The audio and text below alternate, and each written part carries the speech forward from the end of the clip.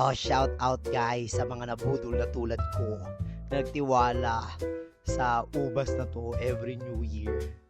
Nasaan na? Mag kalahating buwan na ng taon. Wala pa. Hindi pa dumating. Ang lalaki pa naman ng mga ubas na kinain ko that time.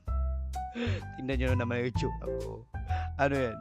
Habang kumakain, nananalangin. Panalangin! Shout out sa mga nabudol at gumawa dito.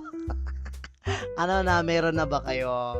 Pagtatapos ng ngayong taon, nakalahati na, meron na ba? Ang tanong, ang sagot. Shout out guys. Ayan, ipagpatuloy nyo lang.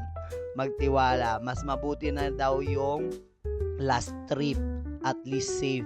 Kaysa naman na una. Pero wala. Sakit lang sa ulo.